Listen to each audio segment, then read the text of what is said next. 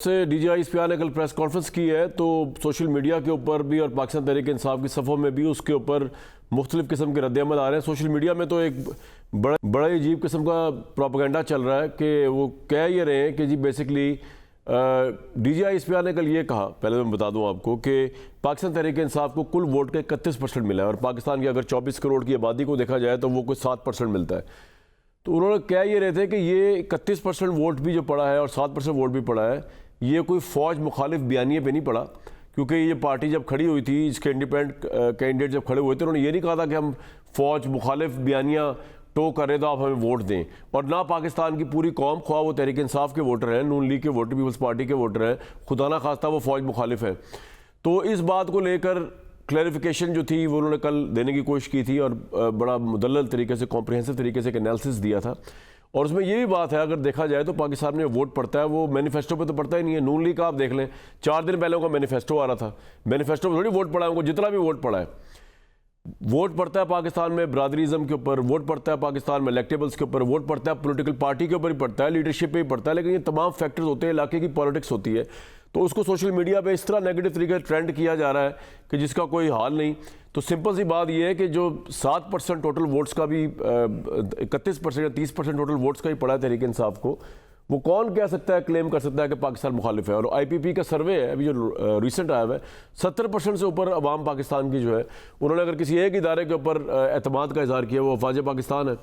तो एक तो ये बात थी। दूसरा, उसमें एक और बड़ी इंटरेस्टिंग चीज़ जो उन्होंने कही वो थी माफ़ी वाला मामला जो था, जो डीजीआई इस्पिया ने कहा कि जी अगर आप माफ़ी मांग लें जिन लोगों ने ये जुर्म किया है 9 मई का जुर्म ही है इसमें, और इसमें क्या दो राय हो सकती है।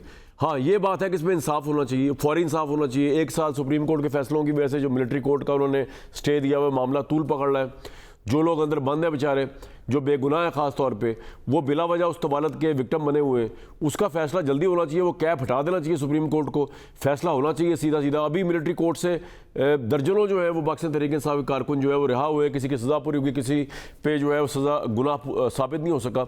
तो ये सब कुछ तो फौरी तौर पर होना चाहिए। हमारा भी ये मुतालबा है कि इंसाफ होना चाहिए, ना कोई रिवेंज होना चाहिए, ना कुछ होना चाहिए। और स्टेट जो ऑब्वियसली वो इंसाफ ही करती है और हम उम्मीद रखते हैं पाकिस्तान की स्टेट से कि वो इंसाफ करेगी।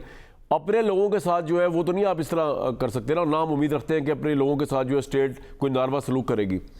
अब जहाँ तक माफ़ी का मामला है, उसके ऊपर आज आरिफ अलवी भी गर्जे बरसे, उमर अयूब साहब, और वो एक सेमिनार कर दिया उन्होंने तहफ़्फ़ुज़ आइन का पाकिस्तान तहरीक इंसाफ ने, और उसमें उन्होंने माफ़िया कहा जी हमसे माफ़ी मांगने वाले हमसे माफ़ी मांगे। इमरान खान से भी बयान मीडिया या साफ़ियों ने सवाल किया, उन्होंने कहा जी मैं क्यों माफ़ी मांगूँ। तो कहने का मतलब ये है कि ये माफ़ी वाला जो इशू है ये पाकिस्तान में वैसे तो मांगनी किसी ने नहीं है। डॉक्टर कदीर के अलावा पाकिस्तान में किसी ने अपने जुर्म की माफ़ी नहीं मांगी, ना जजों ने, ना जिन जर्नलों ने मार्शल लगाया, ना जिन पॉलिटिशियंस ने मार्शल लॉ का साथ दिया, किसी ने आज तक माफ़ी नहीं मांगी। यहाँ तो मीडिया ने कभी माफ़ी नहीं मांगी।